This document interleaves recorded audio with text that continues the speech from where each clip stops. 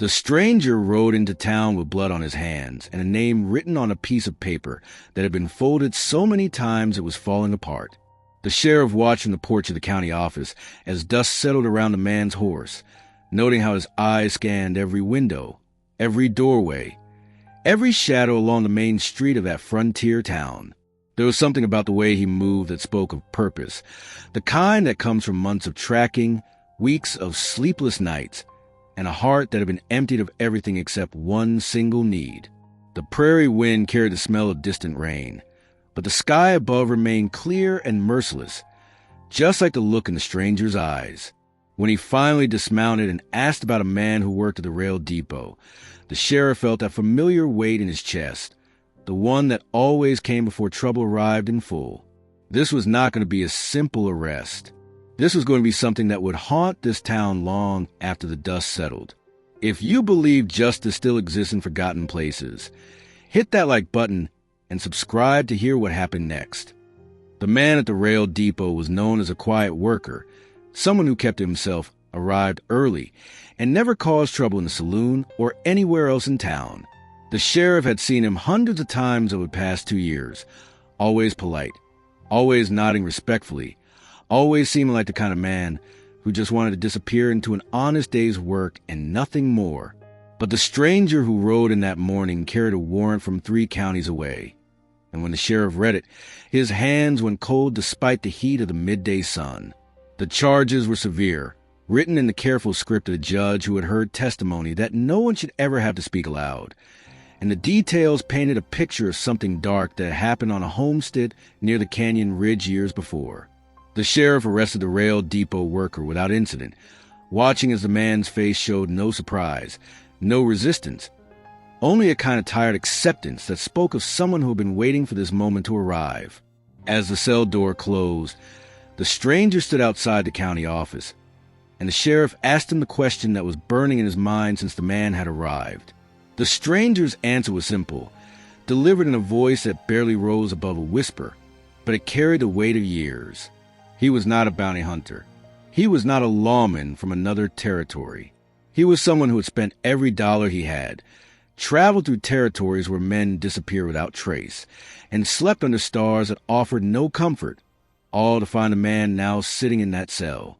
The sheriff asked why it mattered so much, why he had dedicated so much of his life to this pursuit, and the stranger pulled out a small photograph, creased and faded, of a little girl standing in front of a homestead. She had been 7 years old when the photograph was taken, her smile bright against the harsh landscape behind her, and she had lived on that homestead near the canyon ridge with her family before everything had been taken from her. The stranger explained that the man in the cell had worked for the family, had been trusted, had been welcomed at their table, and had betrayed that trust in ways that left scars deeper than any bullet could create. The girl had survived, but barely, and the family had not, and the man had disappeared into the frontier before anyone could bring him to account. The sheriff listened, his jaw tight, his hands gripping the edge of his desk as the story unfolded like a dark map of human cruelty. The stranger had been told by others to let it go, to let the man vanish into the vastness of the West where so many others had vanished before, but he could not, because the little girl in the photograph had been his daughter. She was 15 now, living with an aunt in a town far from here, still waking up screaming some nights, still unable to trust anyone who came too close, still carrying the weight of what had been done to her and what she had witnessed done to her mother and younger brother on that terrible day. The stranger had promised her that the man would face justice, not vengeance, but real justice delivered by a court and a jury, and had spent 3 years following cold trails and faded rumors until he found a man hiding behind a new name and a quiet life at this rail depot. The sheriff saw the pain in the stranger's eyes, the exhaustion that came not from the journey, but from carrying grief that never lightened, and he understood why this man had ridden so far. But something still bothered him, a detail that did not fit, a shadow in the story that made him pause. That night, the sheriff sat alone in his office while the town settled into sleep and the oil lamps flickered against the darkness pressing in from prairie. He thought about the man in the cell, about his calm acceptance, about the way he had not protested or claimed innocence. And he thought about the stranger sleeping in the room above the saloon, waiting for the judge to arrive from the county seat. The warrant was legal. The charges were clear, and by all rights the sheriff's job was simply to hold the prisoner until the circuit judge arrived to begin the process of justice. But something gnawed at him. The same instinct that had kept him alive through years of dealing with the worst that the frontier could produce, and he decided that before the judge arrived, he needed to hear the prisoner's side. Some men in that cell would have screamed their innocence, would have raged against the bars, would have demanded lawyers and protests and appeals to anyone who would listen. This man had done none of those things. He had simply sat on the edge of the cot, staring at the wall, as if he had been waiting for this moment for a very long time. The sheriff walked back to the cells as midnight approached, his boots echoing in the empty hallway, and he stood outside the bars looking at the prisoner in the dim light. He asked the question directly, without preamble, without softness, because the frontier had taught him that truth only came when you demanded it without flinching. He asked the man if the charges were true, if he had done what the warrant claimed, if the stranger's story was accurate. The prisoner looked up slowly, and in his eyes the sheriff saw something he had not expected to see, something that made the air in that hallway feel heavier and colder. The man nodded once, a small movement that carried away confession, and then he spoke for the first time since his arrest. He said yes, he had been there. He had been part of what happened. But the story was not complete, and before the judge arrived and the trial began, there was something the sheriff needed to know about who else had been there that day. What the prisoner said next made the sheriff's blood turn to ice, because it connected to something he had heard months before, a rumor about a gang that had operated along the canyon ridge years ago. Men who had raided homesteads and disappeared into the territories before any law could catch them. The prisoner explained that he had not been the leader, had not been the one who planned the attack, had not been the one who committed the worst of the violence, but he had been there, and he had not stopped it, and that guilt had eaten at him every single day since. He had changed his name, had tried to build a different life, had worked himself to exhaustion trying to outrun the memory of what he had seen, and failed to prevent. But there was more, something that made the prisoner's voice crack as he spoke. Something about the leader of that gang, the man who had given the orders and done the unspeakable things to the stranger's family. That man was still out there, still free, still moving to the frontier under a different name, and the prisoner knew where he was. The sheriff stood frozen as the prisoner spoke a name that echoed through his mind like thunder across an empty prairie. The leader of the gang, the man truly responsible for what had happened at that homestead, the one who had destroyed the stranger's family and left a 7-year-old girl broken in ways that might never heal, was someone the sheriff knew. He was a respected man in a town 2 days' ride from here, a man who sat on the town council, who shook hands with the circuit judge, who donated money to build a schoolhouse, and who convinced everyone that his past was buried in territories far away where no one would ever connect the pieces. The prisoner had carried this knowledge like a stone in his chest, knowing that turning himself in would mean revealing the truth, knowing that his own punishment was deserved but insufficient if the real monster remained free. He had hoped that someday someone would come looking for him, someone who would listen, someone who would have the power and the courage to go after the man who truly deserved to face justice for those crimes. The stranger did not know any of this yet, sleeping upstairs in the saloon, believing that the man in the cell was the one who had destroyed his family, the one who deserved all his rage and grief. The sheriff realized that the warrant, while accurate in placing the prisoner at the scene, had been based on the testimony of survivors who had only seen men's faces in moments of terror and confusion, and the trail of evidence had led to this man, but not beyond him. The prisoner had lived with the guilt of his inaction, his cowardice, his failure to stop what he witnessed, but had also lived with the knowledge that the true author of that horror was building a new life while wearing the mask of respectability. The sheriff understood now why the prisoner had not fought his arrest, had not protested or fled. Because part of him wanted this moment to arrive, wanted the truth to finally surface even if it meant his own destruction. The way what the sheriff now knew pressed down on him like the entire sky had descended onto his shoulders. He had a legal warrant for the man in his cell, a grieving father waiting for justice upstairs, and knowledge of another man who had committed worse crimes and remained untouched by any consequence. The frontier was built on simple rules, clear lines between right and wrong. But this situation existed in the shadows between those lines, where justice was not a single act, but a series of choices that would define what kind of man the sheriff truly was. He thought about the stranger's daughter, now 15, carrying scars that would never fully heal. And he thought about all the other victims who might exist if the gang's leader was still operating under his new identity. He thought about the prisoner, guilty but not in the way everyone believed, trapped between his own cowardice and his desire to finally see real justice done. The sheriff asked the prisoner why he should believe any of this, why he should trust the word of a man who had been part of such horror, and the prisoner reached into his boot and pulled out a small leather journal that he had kept hidden. Inside were names, dates, locations, details about the gang's operations that no one else could know, and most importantly, a description of the leader that matched the respected councilman in the nearby town perfectly. The prisoner had kept this record as insurance, as evidence, as the only weapon he had against a man who had turned him into an accomplice through fear and threats, and he handed it to the sheriff with hands that shook not from fear of punishment, but from relief that someone might finally use this information.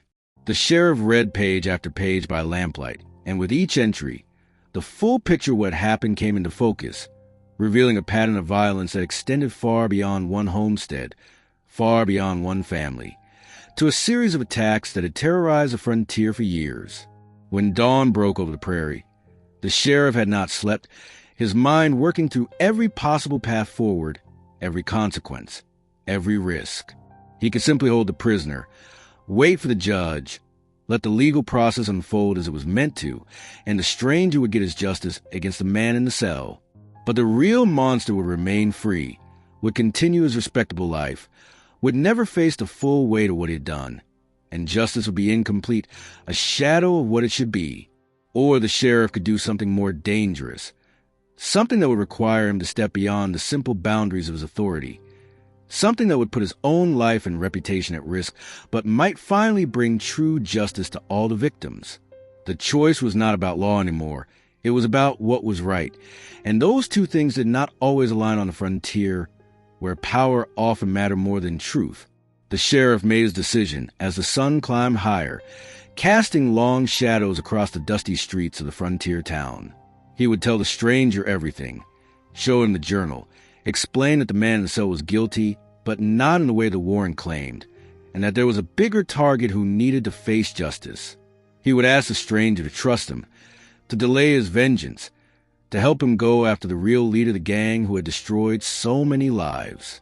It was a gamble, because the stranger had every right to reject this plan, to demand immediate justice against the man already in custody, to refuse to wait any longer after 3 years of searching. But the sheriff believed that a father who had spent 3 years seeking justice rather than simple vengeance, who had insisted on warrants and courts rather than frontier violence, might be willing to extend a search a little longer if it meant catching the man truly responsible.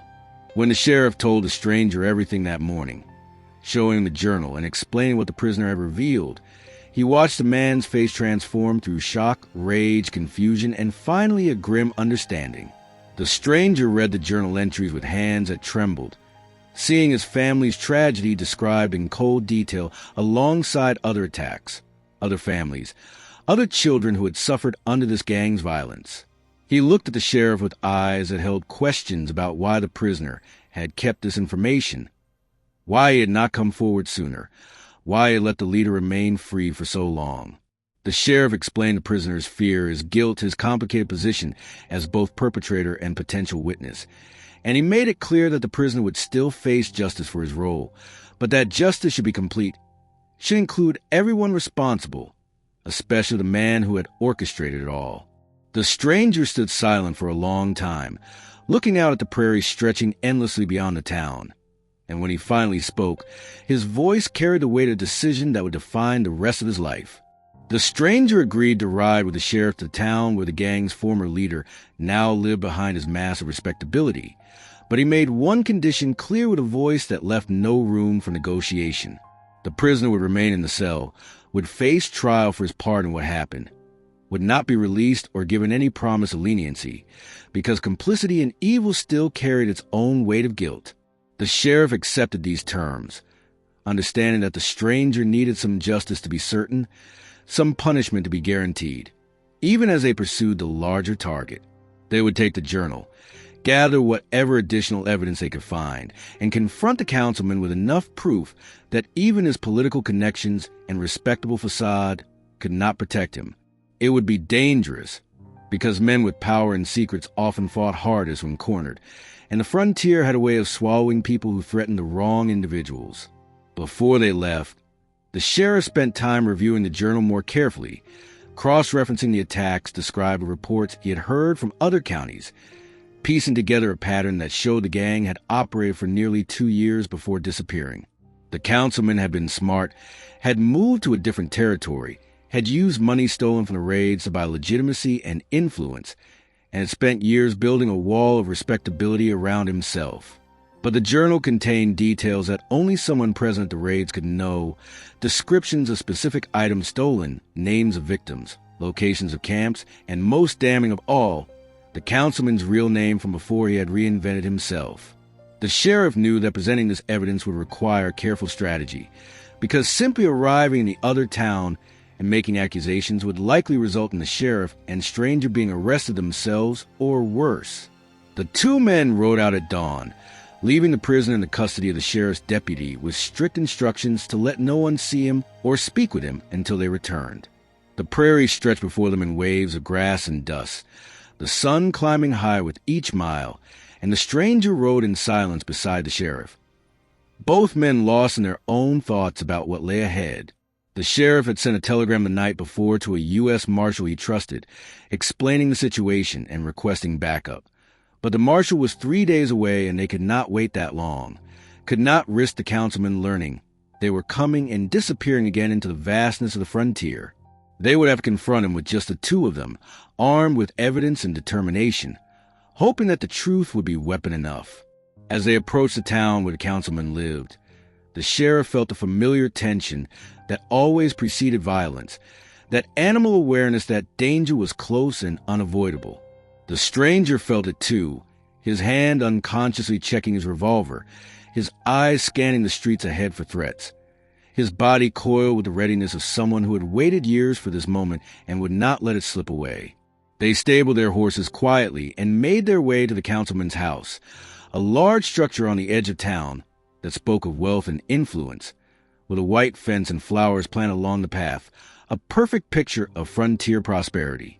The sheriff knocked on the door while the stranger stood behind him, and when the councilman answered, his face showed only polite curiosity until he looked more carefully at the sheriff's badge, and something in the stranger's eyes triggered recognition. The councilman tried to close the door, but the sheriff's boot was already in the frame, and the stranger pushed forward with strength born from years of grief-fueled determination. Inside the house, the confrontation unfolded with the kind of intensity that comes when lies are finally challenged by truth, when carefully constructed facades crumble under the weight of evidence that cannot be denied. The sheriff laid out the journal on the councilman's table, opened the pages that described raids in detail, and watched as the man's face shifted from indignation to fear to calculating rage. The councilman tried to claim the journal was fiction, tried to threaten legal action, tried to invoke his connections with judges and politicians, but each protest rang hollow against the specific details that only someone present could know. The stranger stepped forward then, his voice low and controlled, and he described what had been done to his family, what his daughter had survived, what she still carried with her every day, and he looked into the councilman's eyes with an intensity that made the other man step backward. The sheriff saw the councilman's hand move toward a drawer in the desk, saw the intention before the action completed, and his own hand was faster, his revolver drawn and aimed before the councilman could reach whatever weapon he kept hidden. The room froze in that moment, 3 men standing in a tableau of judgment, with the past hanging heavy in the air between them like smoke from a fire that would not be extinguished. The councilman's face showed the truth now, the mask finally fallen away, revealing the cold calculation of someone who had committed atrocities and felt no genuine remorse, only anger at being caught. The sheriff told the councilman that he could come peacefully, face trial, and perhaps find some measure of mercy in a court of law, or he could resist and face frontier justice right here in this house. The councilman looked between the sheriff's steady gun and the stranger's burning eyes, calculating odds, weighing options, searching for any angle that might let him escape this reckoning. But the frontier had a way of closing off escape routes, and the journal on the table contained too much truth, too much evidence, too much detail for any story or bribe to overcome. The moment stretched, taut as a rope under strain, and the sheriff wondered if this would end in gunfire or surrender, if justice would be delivered in a courtroom or right here in this house, where a monster had hidden behind respectability for far too long. The stranger's hand rested on his own gun, and the sheriff knew that if the councilman made the wrong move, no force on earth would stop what would happen next. The councilman surrendered, not with grace, but with the bitter resignation of someone who knew the game had finally ended, and the sheriff placed him in irons while the stranger stood watch, ensuring no tricks or sudden movements would change the outcome. They took him to county office where the local sheriff, initially resistant to arresting a respected councilman, changed his tune quickly after reading just 3 pages of the journal and hearing the detailed accusations supported by evidence that could not be dismissed. The U.S. Marshal arrived 2 days later, took custody of both prisoners, and began the process of building a case that would connect the dots between past crimes and present identities, ensuring that the full weight of frontier justice would finally fall on the men who had evaded it for so long. The stranger sat through every hearing, every deposition, every moment of the legal process, not with satisfaction, but with the grim determination of someone who had promised his daughter that the truth would come out and justice would be served. The trial took months, bringing together testimony from across 3 territories, survivors who had lived with fear and silence for years, and evidence that painted a picture of organized violence that shocked even hardened frontier communities. The prisoner from a rail depot testified against his former leader, his voice shaking as he described the things he had witnessed, and failed to stop, accepting his own guilt while ensuring that the greater guilt would not escape. The councilman was convicted on charges that would keep him in prison for the rest of his natural life, and the prisoner received a sentence that acknowledged his cooperation but did not excuse his complicity. The stranger attended every day of the trial, and when the verdict were read, he did not cheer or celebrate, but simply closed his eyes and let out a breath he had been holding for 3 years. After the trial ended, the stranger returned to a frontier town where his journey had begun, where the sheriff stood waiting on the porch of the county office, and the 2 men shook hands with the understanding of people who had walked through darkness together and emerged with their principles intact.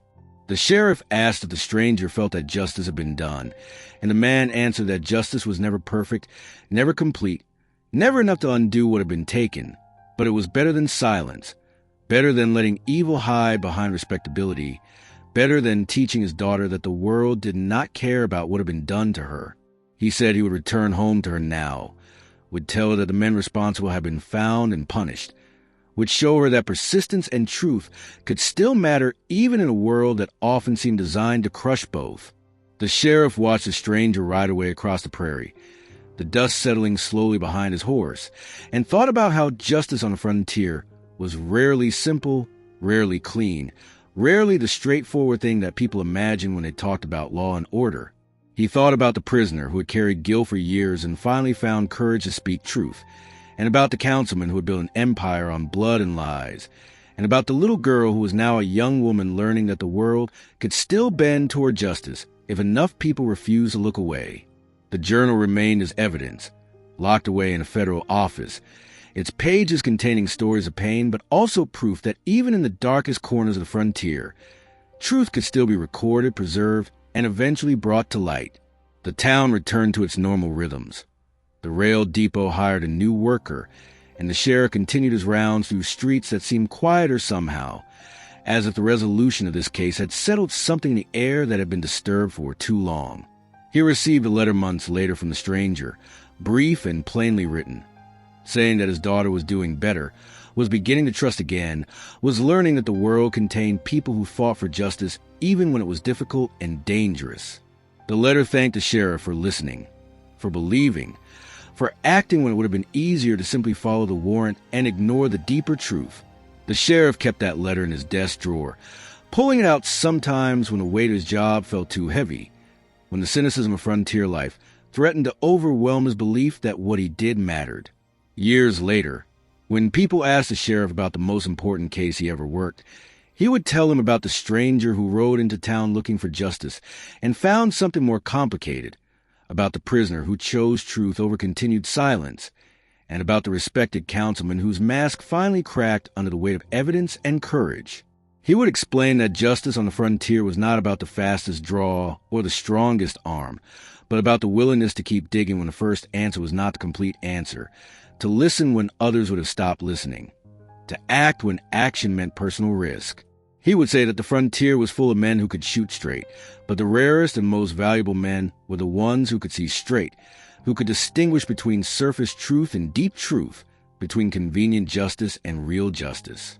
The story became part frontier legend, told in saloons and around campfires, about the sheriff who arrested the wrong man and then arrested the right one, about the father who spent 3 years searching for truth and refused to settle for partial justice, about the prisoner who carried a journal of crimes and finally found the courage to turn it into evidence. People argued about whether the prisoner deserved any consideration for his eventual cooperation, whether the stranger showed remarkable restraint or simply followed his own moral code, whether the sheriff had overstepped his authority or embodied exactly what a lawman should be. But everyone agreed that the story demonstrated something important about how justice should work, even if it rarely did, and about the difference between revenge and righteousness, between anger and accountability, between the quick satisfaction of frontier violence and the harder path of seeking truth no matter where it led. The West was built by many kinds of people, some seeking fortune, some fleeing the past, some simply trying to survive in a harsh and unforgiving landscape. But the stories that mattered most were about the ones who refused to let cruelty hide behind respectability, who insisted that truth mattered even when lies were easier, who understood that protecting the vulnerable required not just strength but wisdom, not just courage but conscience. The sheriff had learned this through years of service, through cases that tested every principle he held, through moments when the easy path diverged from the right path, and he had to choose which man he wanted to be. The stranger had learned it through grief and persistence, through years of following cold trails when everyone told him to let go, through the realization that justice for his family meant justice for all the other families who had suffered under the same violence. And perhaps even the prisoner had learned it, though far too late, through years of carrying guilt that finally transformed into the courage to speak truth and accept consequences. What do you think about the choices these men made? Share your thoughts in the comments below, because every story of justice depends on people caring enough to demand it.